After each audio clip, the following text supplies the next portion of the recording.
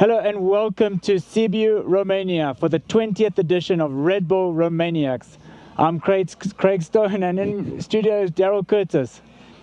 Well, it's great to be back. We're in downtown Sibiu and we're right next to the prologue at the moment. So the guys are going to have a crack at it a little bit later.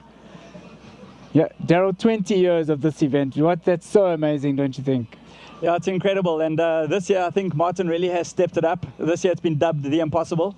It's hot. You know, there's a heat wave in Europe at the moment. And right now, it's 32 degrees here next to the track. What do you think it's going to do to the track out there, Craig? So I've been riding some of the tracks the last couple of days. I've been riding some silver, some mixed it up with some gold. And I can tell you, it's been so hot and humid, and every afternoon we get some thunderstorms, and it makes the conditions really tricky out there, especially the mountains that don't get too much sun. It's always wet under there, so they're going to really have a big challenge ahead. And the Nations Parade is getting underway right now. We've got 55 nations this year at the 20th edition of the Red Bull Romaniacs, and the guys are doing a bit of a parade through town. So this is a chance for all of them to take the flag of all their countries, the country they come from, do a display for all the people, show off their bikes, their new bikes. We've got some really trick gear out there, some special parts, some guys that are riding with really nice equipment, and just a chance to show all the people where they're from, here, what they're going to do here. They're going to do a loop right through the main road here of Sibiu, and then they're going to come into the square, into the town square. The famous town square. We've had one or two finishes there in the town square. Everybody can have a look at them. This parade is very different, of course, to the Roof of Africa. They would be going in flat out in top gear right now, and also the one at Erzberg, you know, which is really a festival of madness. But this really is about representing the nations here at Romaniacs. So let's talk a little bit about the prologue, Daryl, because the prologue, the iconic prologue, it's the original. It's where all the Enduro Cross, that's where it was born, right here in Romania. What do we have in store this year? Well, in the beginning it's really flowing. There's some nice jumpy stuff, and then you go into like a big chain that's across the route. And you've got, the one I like in particular is the water trough. It's got a floating log, so you can either, I think some of the pros will try jump it on the left, and on the right hand side there's a big jump, so you can either go for, you know, the gap or ride over the log. And I think a lot of the guys that are not confident in they ride over the log. And then there's a massive wall ride. There's just so many like incredible obstacles. I think they've just taken it up to a completely different level this year. So Andy Fazekas and the Crazy Bike team have been hard at work the last couple of days with this, and it's just incredible about how they can just bring this thing out of nowhere, build it all up. Everything is done so professionally. They've been using Milwaukee Tools, a partner of the event, Milwaukee Tools, to cut all the big logs, the planks, shape everything as they need. And what I love about the prologue, Daryl, is that the prologue is designed for all of the riders, and you get the professionals as well as the weekend guys, you know, the hobby riders, all of them riding on the same course, which is just incredible. And there are a lot of chicken lines as well, so a lot of guys will be opting for them, and they're going to lose a lot of time. But if they do want to take the big jumps, I think they can. And some of them are proper sketchy, so I think we're going to have some serious action tomorrow. Don't miss the prologue tomorrow. Yeah, so you can tune in right here on the live stream on the channel. Tune in, come and watch and see what we've got in store for you. There's going to be a massive show. There's going to be thousands of people coming out here screaming for their heroes, getting right up and close and personal, smelling the two-stroke and watching all the action. So they're still making their way through town here. You can see it's a sweltering day out there.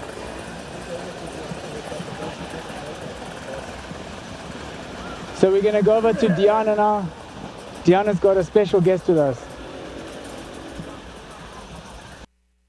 This is my comeback. Start yours at purdueglobal.edu.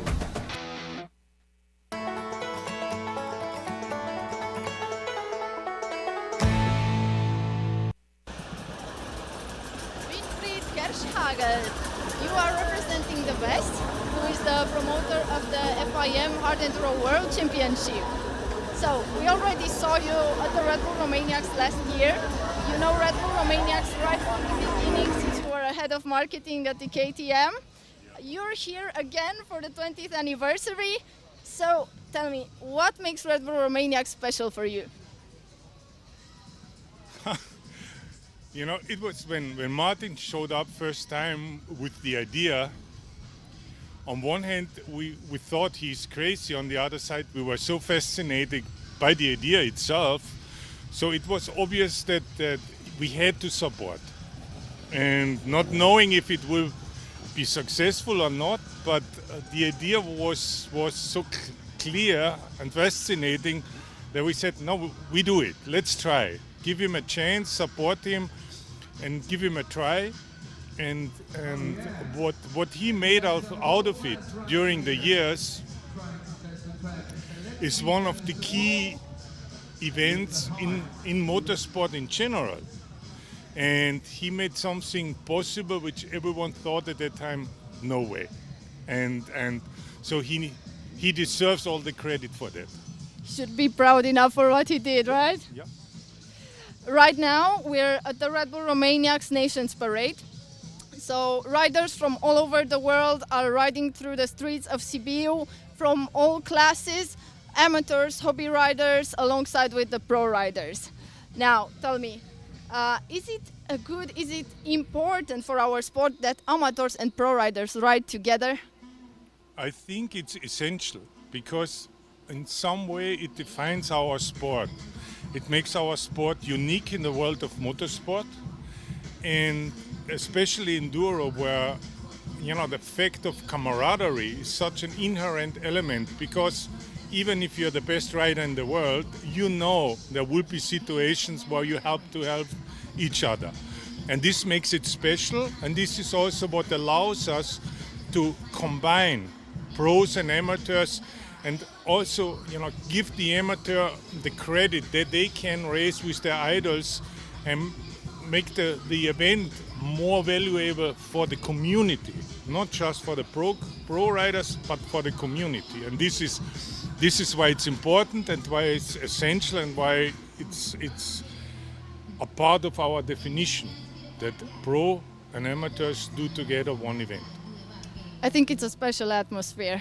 Yeah, exactly. So when the very first edition of the Red Bull Romaniacs took place 20 years ago, hard enduro wasn't really even invented or called a sport officially.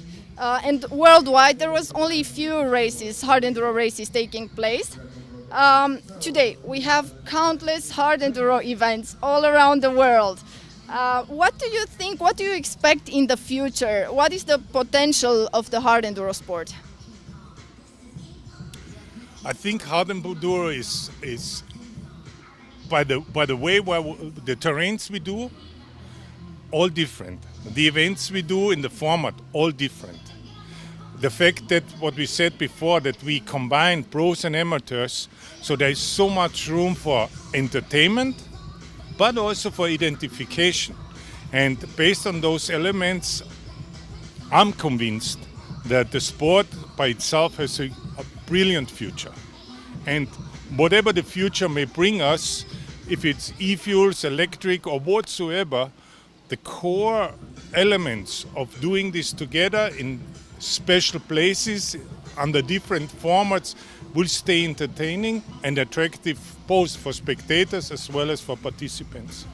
So long live hard enduro. Long live hard enduro. 2 years ago, you were leading the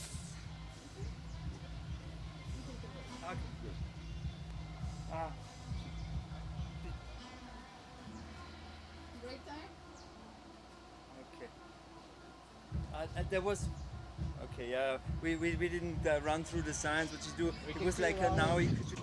So we can see the riders still just making their way through the city here. There they are. They're not too far off, and they're going to make their way into the city centre. So while they do that, let's just give a bit of a history of the background of the event here and how it all started, Daryl. Well, Winnie Kershogel that you saw in the picture there, he was actually the team manager for KTM back in the day. And Martin's wife, Ziggy, visited her grandmother in around about 1995, in the late 95s, and she said to Martin, this place is Enduro Paradise, you've got to come and have a look. And of course, Martin came here, and he came with a lot of his snowboarding friends, because he's a two-time freestyle snowboard champion. And they started riding in these, world champion, and he started riding in these mountains. And then they said, why don't we have a hard enduro adventure? And of course, hard enduro didn't exist back then. and they went to Didier Matisic, and because Martin was already a Red Bull sponsored athlete in the beginning. And Didier said, well, yeah, let's call in Heinz Kindergartner and let's have a look and see what he thinks of the race. And they decided to have the first race, which was in 2004. And then, of course, Winnie got some of the factory riders involved. So Alfie Cox came, Kari Tienen came, Cyril Dupre came, and they ran the first race. No, that was exciting, and already from the beginning it was extreme. You know, Martin obviously had been to some of the classic enduros, but he just thought in his own head he needs to step it up. You know, that it was maybe a little bit boring on the classic enduro, so he wanted to add some extreme things. And we saw in those early days them jumping across those massive towers. Alfie Cox jumping the whole Chibin River, which was a massive jump back then already. So, yeah, Martin really stepping it up. Let's get back to Diana and see what she has. Attention, speaking now, please. 2 years ago, you were leading the VES Hard Enduro Series under the roof of FIM. Since then, we have an official Hard Enduro World Championship. You said this would improve the image and the profile of the hard enduro sport. 2 years later now, have your expectations been fulfilled, and what needs to be improved? It definitely, put us a level higher with the sport. Simply taking what it means for the athletes themselves. They go to the FIM Gala together with the MotoGP World Champion, and they are one of them. But also the reputation for the sport in general, and also in practical terms, when you think about authorities getting permissions and this and that, it became a lot easier for all promoters to sell their ideas to the local authorities with the FIM in the background. And so definitely our expectations have been fulfilled, clearly, and we see a lot of room to grow further.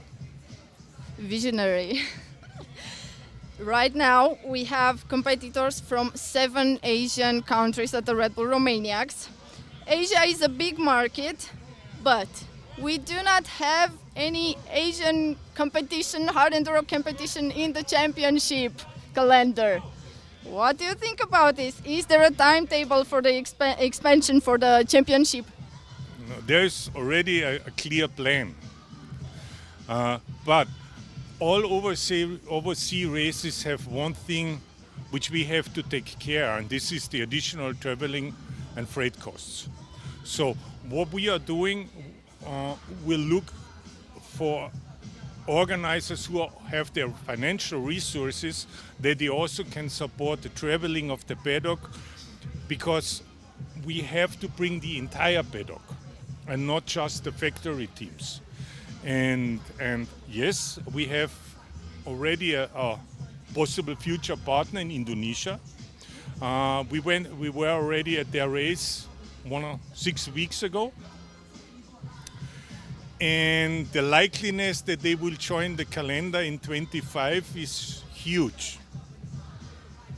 Big news, good news. Yeah. And what about the American market?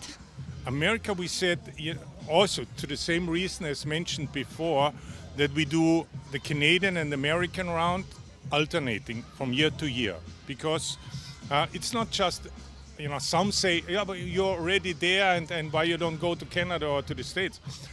These are 4,000 kilometers distance. There's a real border in between, and just logistically, it's risky to do it back-to-back weekends. So people have to stay the 10 days in between. That means hotel, food, etc. for all the teams, and then the costs sum up. And therefore, we decided also, based on the request of the riders, that we do only one North American round a year for the time being. But the future should see 2 every year. Thank you very much, Winnie. So glad we had this interview.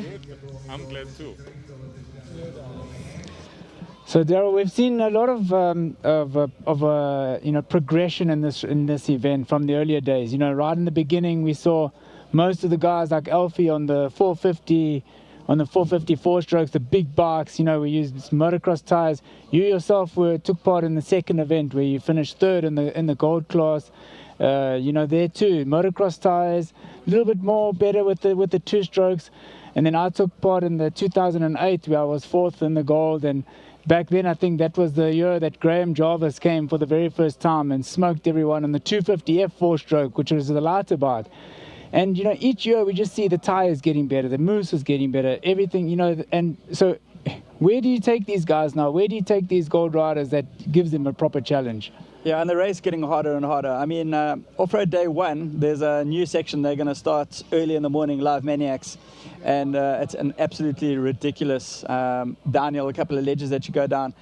The level now, I think it's extremely difficult for organizers to try and cater for the gold guys especially, and then the top 5 gold riders are just at another level. So, how do you as an organizer try and set the bar and get the correct level for your race? I think that's the biggest challenge that these guys have got.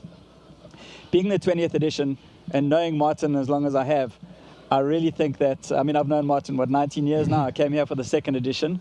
He's always been crazy and calling it the impossible now. I expect to see some really, really gnarly stuff out there. Yeah, so these guys are professionals. Let's not forget, this is their profession. This is what they do for a living. They train super hard for it, and they also expect a really difficult challenge ahead of them, because they, with all their training, all the methodology that goes into it, the harder it is for them, the better, because that's where they get the advantage over the rest of the competitors. And we have to remember that it's a world championship, and each race suits different riders better, and so. You've got to get the mix right between all the different rounds, and at the end of the day, the rider that is like a multi-talented rider across all disciplines is gonna win this championship. It takes a lot. It takes skill. It takes stamina, your fitness, your mental strength, and you have to be able to pace yourself and not panic in some of the obstacles. Yep. If you get into trouble, then manage your heart rate. There's so much that goes into winning a race like the Romaniacs. The bike, critical to get your bike set up correctly, and a little thing like gearing can make such a massive difference. We've got a climbing specialist like Manny, who always had the upper hand. He's a super good climber, and it's not only the rider's skill, it's a mix of how he sets his bike up, and that's all together, at the end of the day. So yeah, we see now the riders are now coming into Old Town, into the square. They've just passed underneath the Bridge of Lies.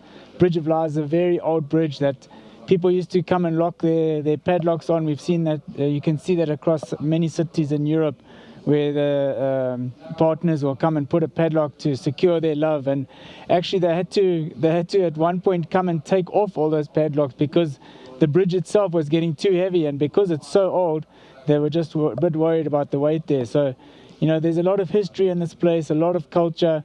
And as they come into the square here, all the people are going to welcome them. There's a big concert that's been going on at the moment, some beautiful classical music every night that you can sit at the restaurants and enjoy, listening to the music, watching the scenes and the sunset. It's pretty cool to see. I see a Swiss flag there, all the different flags. So the Germans have come out in full force. They're the leading nation here. They've got 82 riders here, followed by United Kingdom and then Austria. And we've got 18 South Africans here this year, Craig. That's awesome to see, Daryl. We have to punt the South Africans. Come on. some British flags there. So this is anybody's race. I don't know who's going to win it, but it's 5 long days and anything can happen.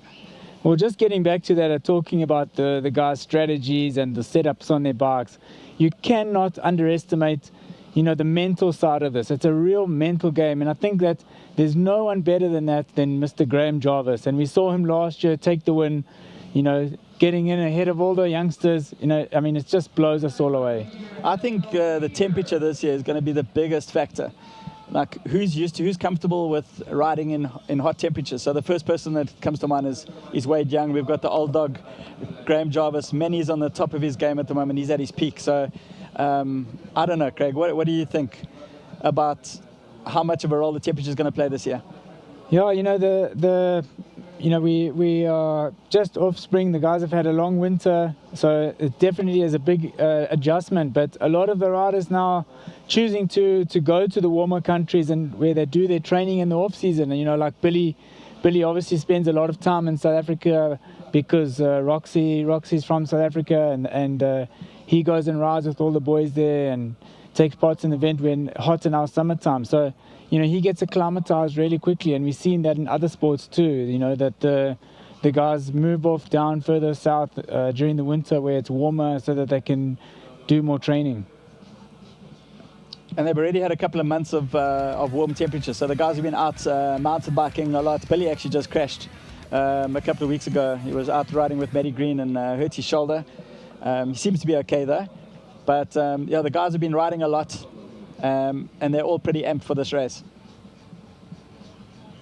So now they're just coming through the square. Shortly they're going to make their way down through the wall, through the city wall, through the little gateway, through the city wall, and they're going to come down here onto the prologue, where we're going to do some rider presentations. We're going to see who's here, who's fit, who's strong, who is going to make it through the course the fastest. Okay, so the Gold Rider is going to have a crack at the course, am I right? They've got 15 minutes to do a couple of laps and get familiar with this course. I'm super excited to see the first bikes on here. We watched them build up this prologue. Andy Fazekas has done an incredible job again. 2 full days. They've blocked this road off. And these obstacles, the guys, they're woodworkers from Romania. You've got these artisans, and they've got the chainsaws, all the Milwaukee tools, like you said earlier.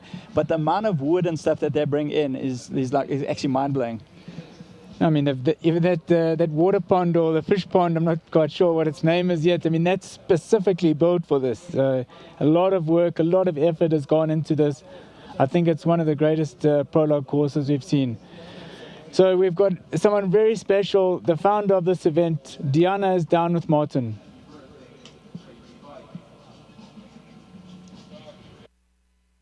Texaco has been on the American road for generations. We're celebrating 120 years of chasing adventure, of pit stops, and forging new pathways. We're proud to share the road with you and every mile ahead. I'm back with Martin Freinademet. He just finished the Nations Parade. He arrived now on the Coposu Boulevard. So Martin, it's been 20 years now. You must be proud of what you achieved, aren't you? Yeah, of course. That's really great to see how many people are coming now to Sibiu to race Red Bull Romaniacs and bringing all their friends and families. And along the road when we came, there were lots of people cheering and filming and waving. So having over 55 nations on the start is really something that makes me proud, considering that we have started in 2004 with just 31 riders. So yeah, the mountains here are just great, and all the people that come and race here, they love the nature, they love the population, the hospitality that they can live here, and that's why they're coming year and year and bringing their friends, and it's growing and growing. Let's talk about the riding skills a bit. The pros track, the actual gold track of 2004, would be today a difficult bronze from what I know, difficult bronze track. How did the skills develop and also the riding gear? Yeah, of course what we are riding these days, we would not have imagined 20 years ago that this is ever possible. And one part is of course the riding skills. New techniques came into the sport, mainly from the trial. Graham Jarvis was one of those guys that kind of directed the sport and showed us how you can get up difficult climbs and what techniques it needs to get you up somewhere where you don't think you can make it. But also the development of the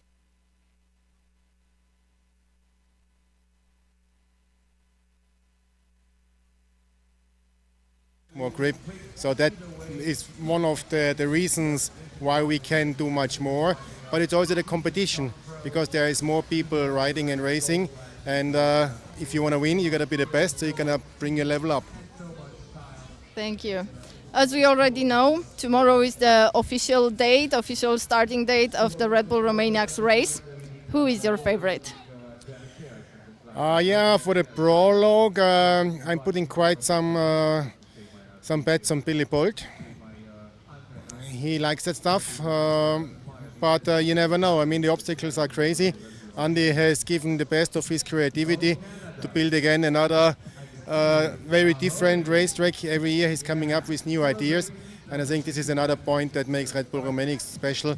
We've been the first ones building a prologue into the city, and Andy comes up every year with new ideas, and so very curious for tomorrow. Me as well, and I think actually everybody, because everybody was amazed by all the obstacles, all the new things which are put here. I'm not going to talk much more because I know the press conference is actually on hold, waiting for you. So I can say goodbye and have fun. Yeah, I'm going to watch the riders now. It's going to be epic. Cheers. See you. Thank you. So great to hear there from Martin, just his thoughts about this year's event. And this race is not only for men, Daryl. We have a lot of ladies, a lot of women in the race this year. We've got Sandra Gomez, who's going to be lining up with her brother Alfredo Gomez in the gold class. She's going to have a crack at the gold class. Kirsten Landmann, she's in the silver. Kirsten recently just completed and finished the Dakar Rally, the original by Motul. I mean, maybe you can give us some insights about just how difficult that is. What an amazing accomplishment that was. Sorry. And many other ladies in the race. We've got in the bronze and the iron. So it's really awesome to see. Yeah, this is very different to Dakar, of course. But Kirsten doing a great job at the Dakar, and we're hoping that she's going to get a good result here in the silver class. But I mean, has a girl finished the gold class before, Craig? Not completely from start to finish, without any time bar. So Sandra definitely wants to be the first at that. She wants to put her name right there at the top of that list, and I think it would be an incredible accomplishment. I mean, like we were talking earlier, that the level of the gold is just something else, I mean, it's really, really difficult riding. The jump between silver and gold is quite a big jump, and I would be so pleased to see her in the finish line at Kusturica after the off-road day 4. Yeah, it'll be incredible if she can make it to the finish. So the gold riders right now are busy having a look at the prologue, and they're going to have a 15-minute run at it. We're really excited to see the first bikes here. Like I said, there's some crazy obstacles here. I don't know, tomorrow is just going to be carnage. We see it every year. These bronze guys and the iron guys, they just nail everything, go over the bars. I mean, it's absolute chaos. You cannot miss the prologue tomorrow. No, it is so awesome to see. There's so much action, so much carnage. And, everybody is so proud to line up their bikes on the start line. Doesn't matter what class they're in. They want to have a crack at it. They want to have a go. There you can see the wall ride in the background there. It's practically vertical. You run in, you come in underneath the obstacles, you cross the tar, and you got to rail it, and you've only got one shot at it. So the key there is your momentum, right? I mean, if you don't have enough momentum, if your bike's too straight, you're just going to slide down that wall. So it's all about the momentum. Those tires, they're pretty easy. It's quite flowing. There's about 5 or 6 rows of those tires. They don't look terribly difficult. And then you get into those skips, those orange skips you see on the right-hand side. Different lines. There's a lower skip in the middle, and you basically go over it and straight into a big rock ledge. So it'll pay off to go over the orange bucket and not the yellow bucket. Because there's a bit of a trade-off. The middle line, the yellow bucket is much lower, but on the other side of it is a massive hole. So definitely want to, as you say, choose that left or right there over the orange skip. I think we're going to see some of the top gold guys launching over those tires. That's going to be really nothing for them. They're going to motocross through that section. There's a couple of very interesting lines. So if if a line gets blocked tomorrow, then there's some proper sketchy lines. And somebody like Billy Bolt, he's in Endurocross background. I'm expecting to see some risky maneuvers from some of the guys. So you can definitely save a lot of time by jumping some of the stuff. But if you make a mistake... Here we go. We're into, this is Demo Maniacs, the Demo Maniacs. So the pros, they're going to give us a demonstration here and see how it's done. That's Wade Young there. You could see him standing on the top there having a look. So they're just going to take their time through here. They're going to just suss out the lines. They've had a look at it on foot. They've walked through each line, but now they're on the bikes. They can give them a bit of better perspective from a bit of height and just choose where they want to launch their bikes into.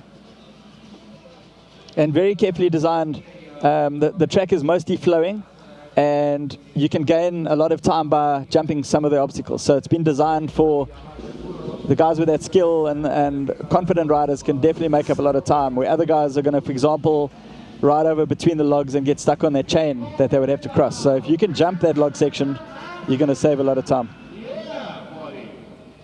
There's old Billy having a look on the top there. Billy. This is, he's going to flow down now. This is the section where the chain is. So he can opt, there's a bit of a ski jump at the bottom, and he can launch himself over that chain and the water section. He's busy checking it out. Right-hand side is the ski jump, which is a lot easier. But the line that he's on right now is a properly sketchy line. I'm super keen to see if he's going to jump it. Okay, there's the ski jump I was telling you about. It's straight down on the other side.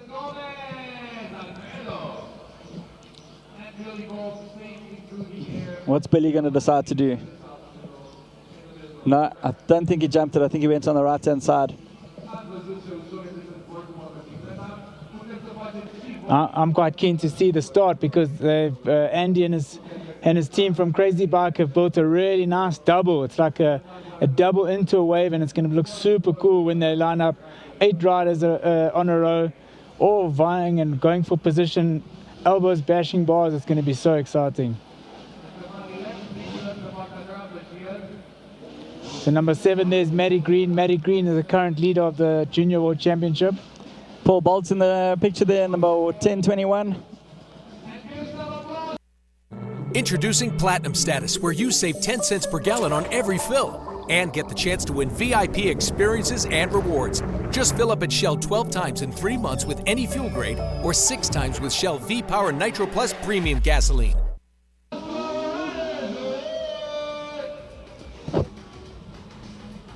Mr. Graham Jarvis, the king, just having a look at where he wants to go. He's going to look at some different lines, some different options where he can get some more time and get a jump on somebody else.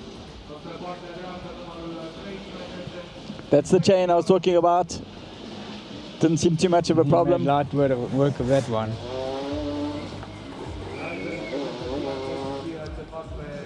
Number 5 there is Michael Walkner. Saw Michael Walkner on the test track yesterday, looking really good on those big climbs.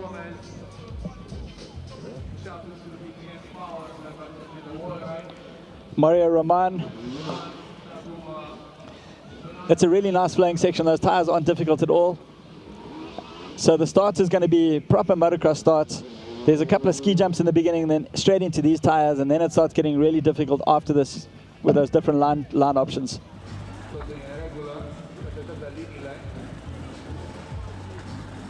Bolt's just having a look at his line there.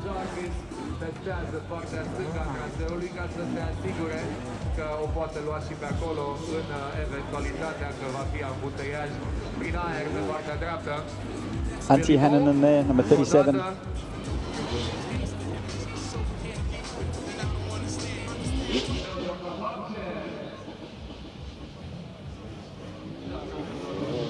So this year we've got quite a big gold field in this year's event. We've got 40 riders in the gold, which is quite a lot of riders. All come here to try their luck at the 20th edition. Just saw many going into that section. There you go, there's the wall ride. Super cool. It is so steep, the camera does it no justice whatsoever.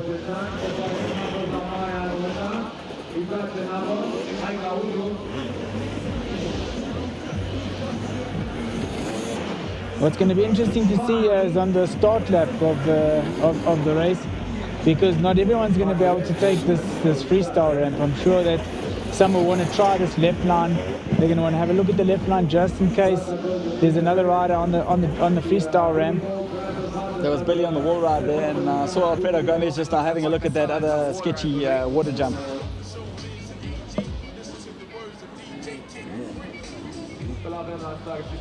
Tomorrow this place is going to absolutely fill up with spectators, everyone coming to see.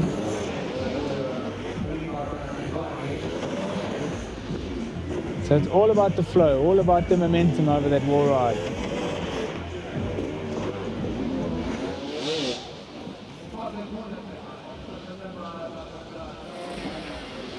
Number 32 there is the Romanian, Alec Dumitrescu. So he's going to have a real good shot at it.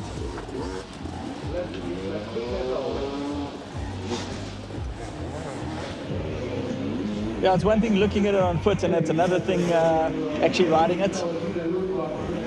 So I wonder how many laps these guys are going to get in. 15 minutes is not a very long time, but they certainly want to, have a look at all the different options. This is a nice step down here, so there's actually quite a big gap there. You can't really see from the angle of the camera, but there's a really big gap there, big step down. It looks really easy, but I mean, the average guy, when they're walking around here, there's no ways I'm doing that.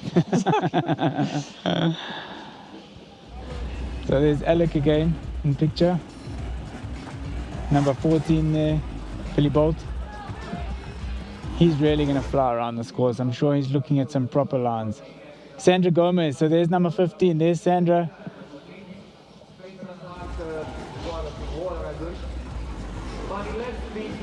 There's Alec, the Romanian again. Getting a bit of tap on the rocks. So Wade Young, actually, when Wade won the event, he was at number 15, which was always a good number. Sandra number 15, so it looks like it's going to be a special one for her. Okay, so all the guys, obviously that ski jump is the best line. I saw somebody go into the water now. They'll want to ride each line at least once to figure things out. Oh, somebody going down there. Who's that? Number 36. Sonny got here. Sonny. Yeah, Italian. The Lego blocks, building blocks.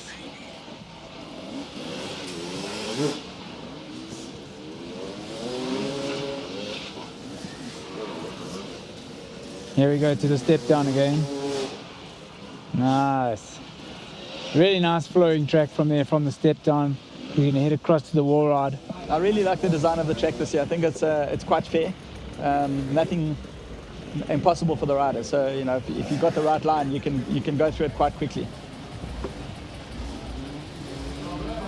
So that's Mark Riba Lazaro from Spain. And there we got Manny Lettenbichler, number 6.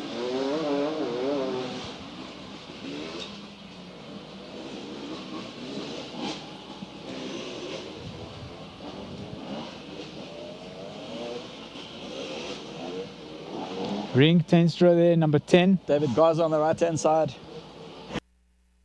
At Firestone, we treat every car like it's our own and every customer like they're our family. I want Rico from Brazil was number 35. That's Alfredo Gomez. Nice. No, Sandra. Was that Alfredo or Sandra? I think Sandra. Sandra.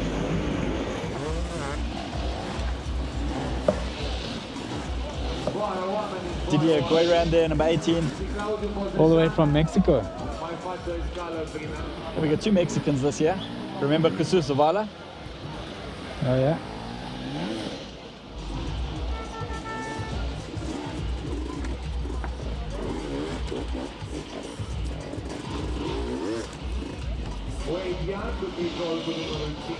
That's nice. Look at that style, launching himself. Theodore Kabakchev coming up there, unmistakable in his whites and blue kit. Theodore had a great race last year, didn't he? Finished second, yeah, had a fantastic race. Nice, brilliant. So he's in the sand pit there, through the sand pit. These logs, some of them look like pickup sticks right now, but I can tell you they almost knee high, some of them. Yeah, honestly, this course is so difficult, but they make it look so easy. When we see tomorrow and we see the silver and bronze guys going around the track, then you'll realize just how difficult it is. It's really, really difficult. There you can see the gap there, that little ski jump. That's before you cross over the track and hit the wall ride. Yeah, so there's a step up and there's a step down.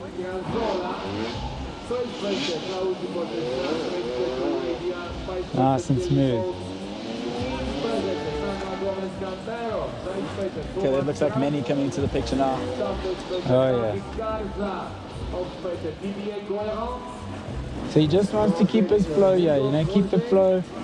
Don't work the bike, don't fight it, keep your flow so that you keep your heart rate down, don't get it too high.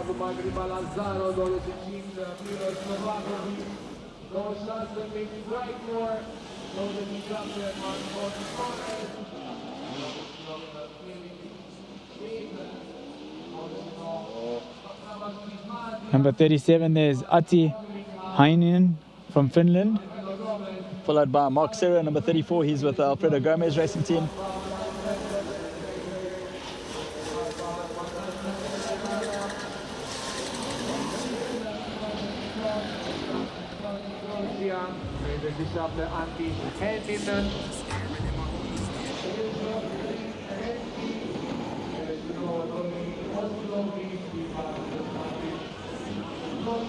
So these guys are going to do a couple more tests here. They're going to do a couple more laps just to get their lines dialed in, have a good look at where they want to go. They don't want to spend too much energy here because remember, we've got full prologue day tomorrow, full action-packed racing, and then followed by 4 off-road days in the mountain. Oh, Mr. Jarvis looking so good over that one. Just flowing over those tires. Super nice. So the trick here tomorrow, don't make any mistakes. That's the trick. Save your energy. So they're doing 15 minutes tomorrow plus a lap. And the most difficult part for them is when they start coming into traffic. So when those leaders start coming around to lap the other riders, you know, you've got someone in your way, you've got someone in the line that you want to take.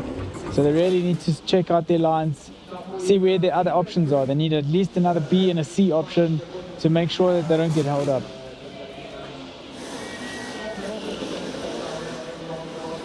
Opa.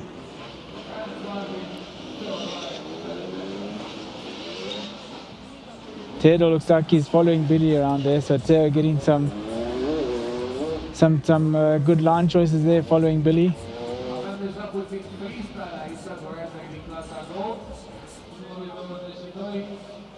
There's Sandra Gomez, number 15, looking really smooth.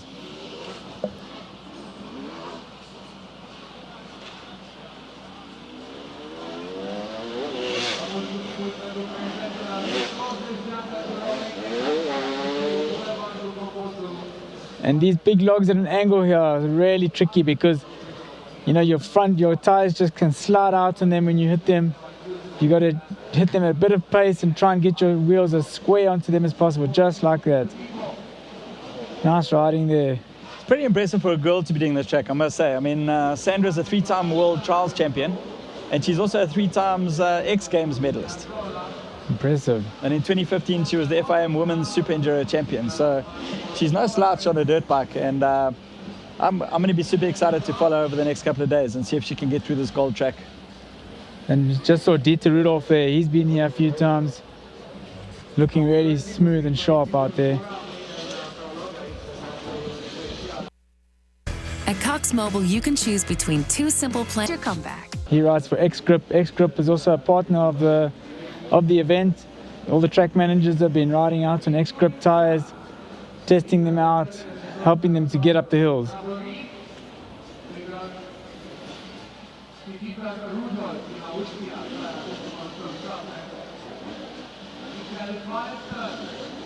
You'll see that it looks at Wade that's gone through there, so it's just aiming for that corner of the logs because you can get over both of them in one shot.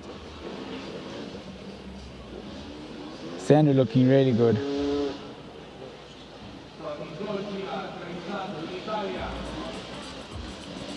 Billy Bolt, I think he's looking for an alternative line. Let's see what he's going to do.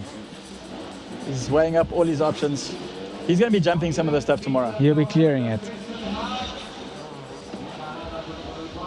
With Billy, it's all or nothing. You know, these guys... Full commitment. Yeah, full commitment. I'd like to see somebody try and jump over the fish pond. Tristan Hart there on the left-hand side. First time we've seen him. It's Billy coming through again. And Tristan's just been getting better and better at this event as well. So really going to be interesting to see how he performs in the off-road days. I mean, it's really hard to come here for the first time and win this race. There's just so many variables. You know, the guys, as they come back year after year, they get better and they learn more about the race, and they're able to manage their race better and then, you know, win it. Very few guys have managed to come out here first time and win this race. There's a beautiful shot of the step up and the step down. Under the track, and then they're going to hit the wall ride.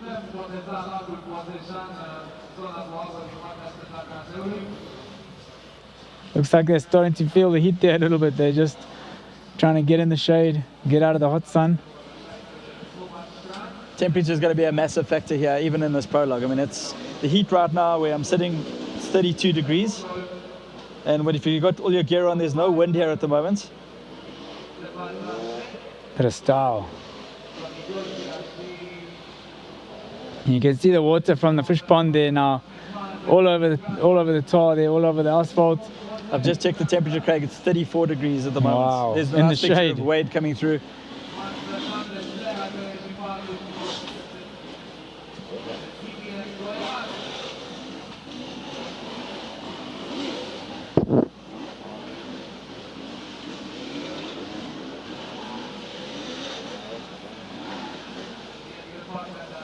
So these guys and girls, or Sandra and the boys, are gonna have a really good idea now of where their lines are, where they want to take, where they want to go for the race tomorrow.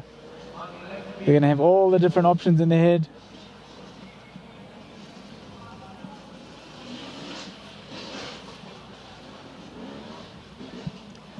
But the track's really well laid out. You can see there's lots of really cool flying stuff. It's not like in your face the whole time. They want the guys to race. So pretty much like a enduro cross track on steroids.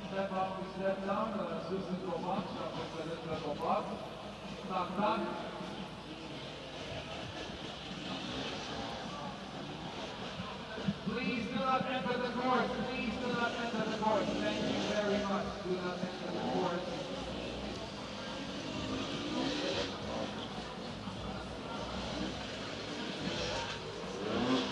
Photographers act as the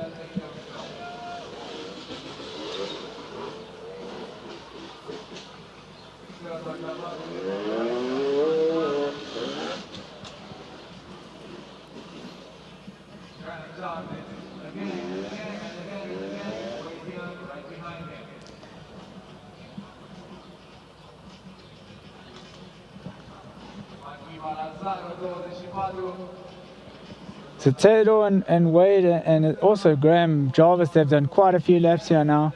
Spent a bit of energy, got their lines dialed. Tristan Hart coming there in the background.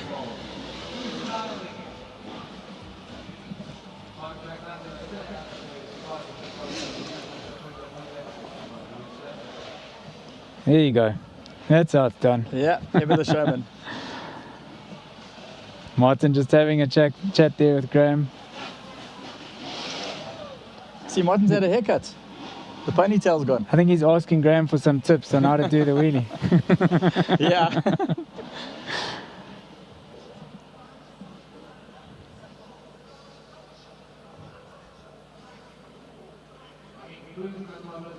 So there's that water again that I was talking about earlier. It's going to get dragged up onto all of those tires.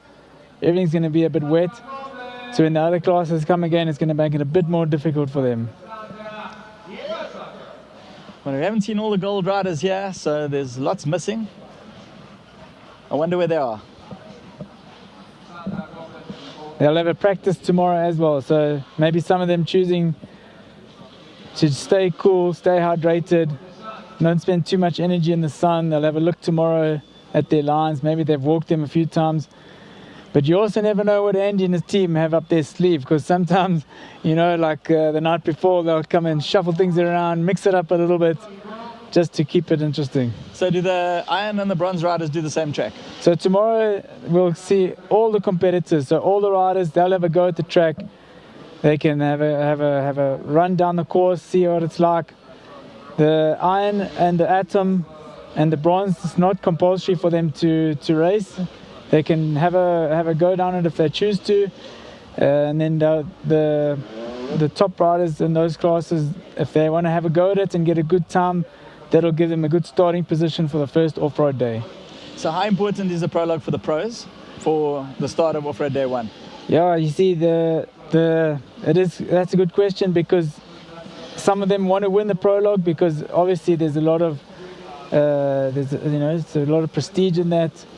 You want to be the champion on the top step, but you also don't want to be out on the course too early on the day. You don't want to be the first guy out, laying down the tracks for everyone to follow. So there is a bit of strategy at play in it. So there's Manny with his dad, Andreas, and we saw Matty Green come into the frame just now, number 7. So he's out on track at the moment. Rico from Brazil standing there next to Manny, number 35. And trying to get every little bit of shade that they can. I mean, it's just so hot out here.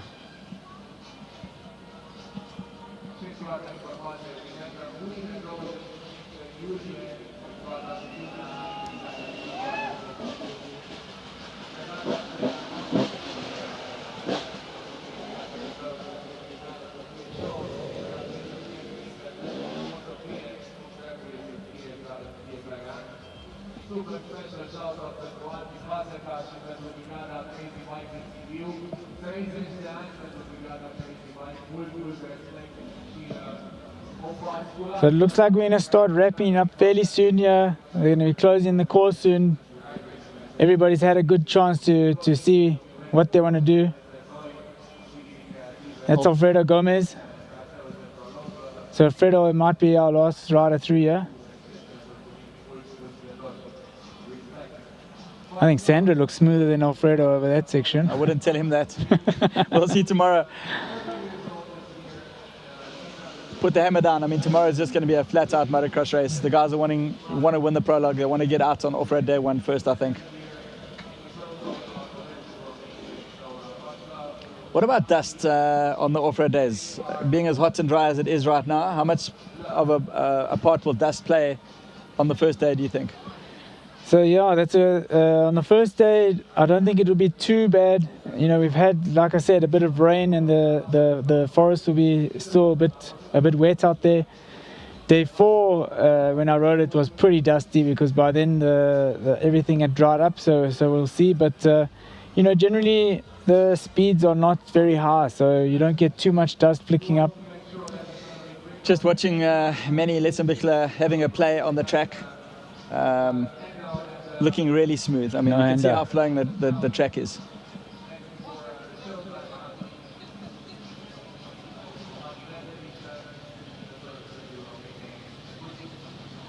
Just effortless. Effortless.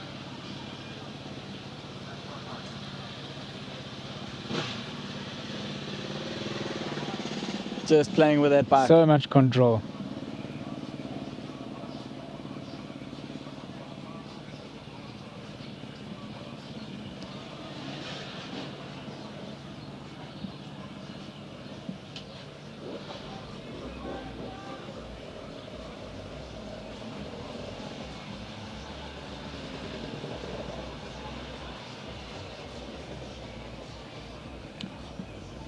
So you're right, Craig, they're just about to wrap it up. I think the guys that are on the track now will, when they get to the end, they'll be stopped.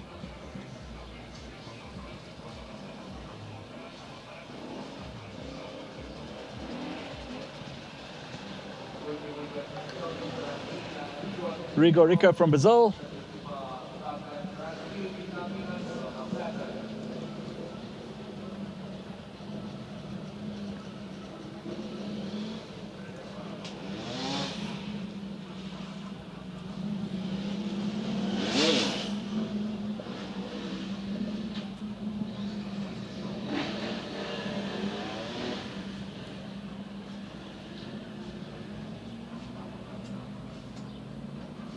Graham Jarvis having another crack at it.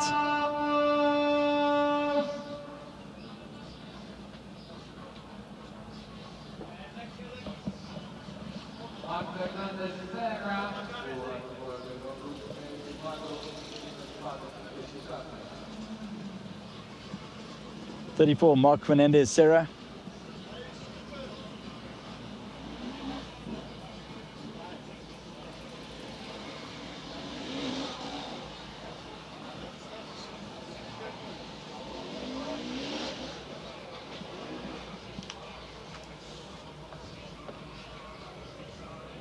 Mark Riba Lazaro, number 24 in the middle. Okay, guys, let's finish this. We come to you guys, and you switch it off, say goodbye.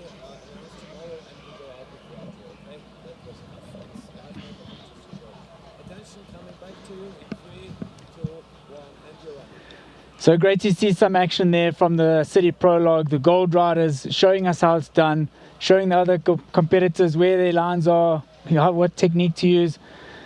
Nice to see. Very hot out there today, Daryl, but should be some good action tomorrow.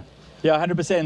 It's going to be all action tomorrow. I mean, 15 minutes of explosive enduro cross. It's going to be so many people here that are going to come out in the sweltering hot temperatures. I'm super excited for tomorrow. So head across to our social media platforms, have a look on the website, check out the link there, and come and join us tomorrow.